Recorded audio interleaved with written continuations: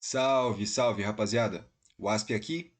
Vamos para a segunda aula do método WASP de análise técnica, que vai ser um curso expresso, um curso de nivelamento, tá? Para todo mundo que for entrar ali na nossa sala de operações, nossa sala de trading, tá? Talvez esse curso seja disponibilizado também gratuitamente no YouTube, mas a gente está vendo. Qual que é a temática dessa aula? A temática dessa aula é o Price Discovery. Price Discovery, que é o termo dado ao processo, tá? Que rege como o preço se move efetivamente no mercado. O que gera, o que causa a movimentação do preço. Perfeito? Então, o Price Discovery é um processo conduzido entre compradores e vendedores de modo explícito ou inferido para definir o preço à vista ou o preço justo de qualquer ativo que esteja sendo negociado. Tá? Isso é uma dinâmica de oferta e demanda. Né? Uma dinâmica de oferta e demanda. Quando a oferta e a demanda se encontram, tá? Há uma negociação. Isso aqui é regido, toda oferta e demanda, inclusive não apenas no mercado financeiro, mas na economia real. Né? Quando você vai comprar ali uma pipoca, você vai comprar um carro, você vai comprar uma roupa, é a oferta e demanda que rege essa interação entre a parte compradora e a parte vendedora. E a parte compradora e a parte vendedora, elas estão sempre atuando visando interesses individuais, visando aquilo que é bom para ela mesma. O conjunto daquilo que é bom para mim, somado ao que você acha que é melhor para você, somado ao que o fulano acha que é melhor para ele, cria a nossa economia, tá? Cria o nosso mercado. Então, um comprador, ele está tentando suprir uma necessidade, resolver um problema ou um desejo, tá? Com o menor custo possível. Vamos pegar um exemplo simples. Imagina que eu estou fazendo uma reforma, eu quero colocar uma estante e essa estante exige que eu faça um furo na parede. Eu preciso de uma ferramenta que supra a necessidade de fazer o furo na parede.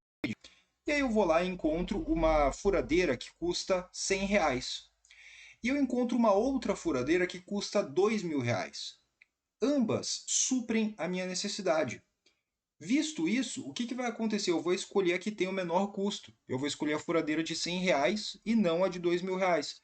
Porque a de R$ 100 já supre a minha necessidade e resolve meu problema de fazer um furo na parede. Perfeito? Enquanto a parte vendedora, ela vai estar trabalhando de um outro modo. O vendedor ele vai tentar maximizar o lucro, tá? Mantendo uma razão de equilíbrio entre a margem de lucro dele e a liquidez desse produto. Como assim margem de lucro e liquidez, WASP? Vamos imaginar o seguinte: se o cara é um construtor, ele constrói prédios, né? Para ele é melhor ter lá 500 apartamentos de R$ 200.000 cada um do que ter um apartamento de R$ 100 milhões, mesmo que o VGV, que é o valor geral de venda, seja o mesmo. Por quê? Porque é muito mais fácil vender apartamento de 200 mil do que vender apartamento de 100 milhões. E aí esse apartamento de 100 milhões pode levar 10 anos para vender.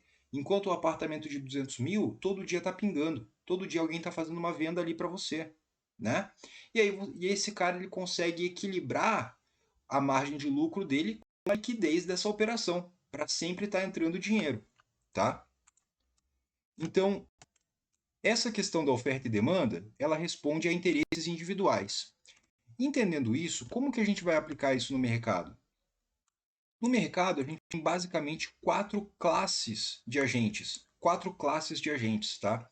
Então a gente vai ter agentes ativos, que são agentes que agridem o book de ofertas a mercado, ele vai lá e compra mercado ou vende a mercado. E a gente vai ter agentes passivos, lá ele, tá? Que constitui o book de ofertas por meio de ordens limitadas. Qual que é a diferença? Vamos vir aqui no gráfico, ó. Quando eu estou agredindo o book, vamos imaginar que nesse exato momento aqui, eu gostaria de fazer uma venda, eu venho aqui e eu clico em venda a mercado. Isso é o papel do agente ativo. Ele está agredindo o book a mercado, ele está vendendo a mercado, ele está gerando pressão de venda. Passo que o agente passivo, o que ele faria? Ele apregoaria uma ordem. Ele vem aqui e apregou uma ordem em uma região que, dentro da análise dele, é uma boa região de venda, tá? Para quando e se o mercado tocar nessa ordem dele, ele acaba sendo preenchido e acaba ficando vendido numa boa posição. Perfeito? Então, o ativo vende a mercado, o passivo deixa a ordem apregoada. Perfeito?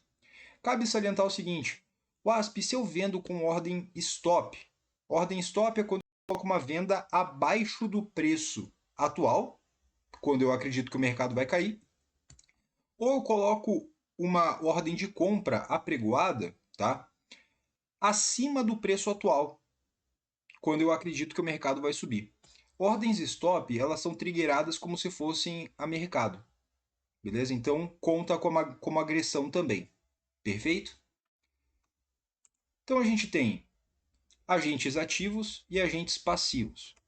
Então, compradores ativos compram a mercado, compradores passivos apregoam ordens de compra. Vendedores ativos vendem a mercado e vendedores passivos apregoam ordens de vendas. Isso acaba gerando essa interação, que é uma interação que você pode ver ali pelo Superdom no book de ofertas. Tá? A gente tem esse exemplo aqui, é o dólar. Essa coluna do meio é o preço, é a coluna de preço. E isso aqui é o preço atual, perfeito?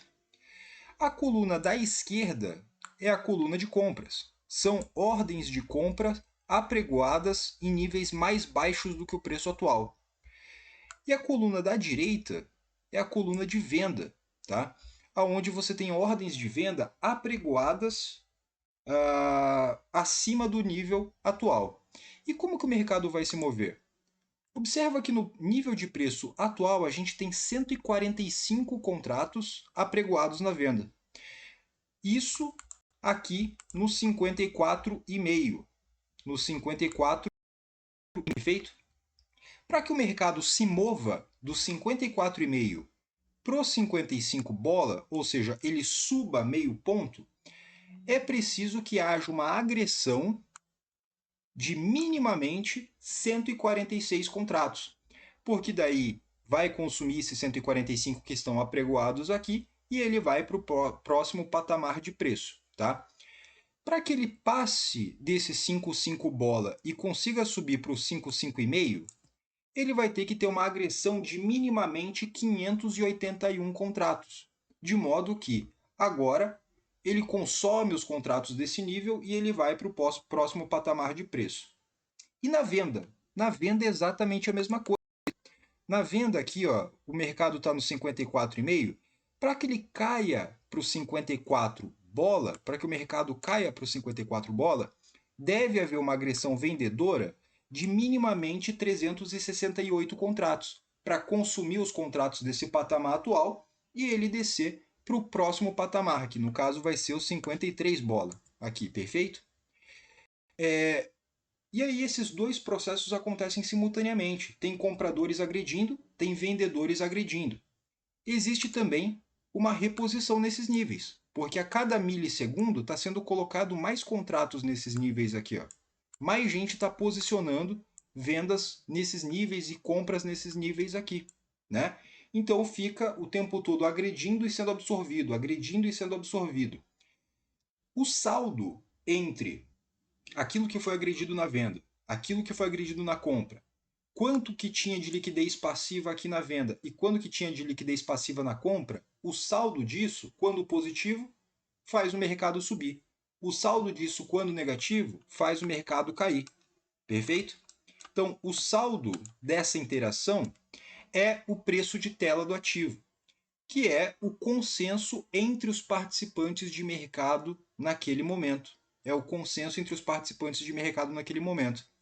Aproveitando que são 5h16 da tarde, nesse exato momento, lembrando que eu estou gravando aqui na quinta-feira, basicamente carnaval, né? Essa semana foi basicamente carnaval.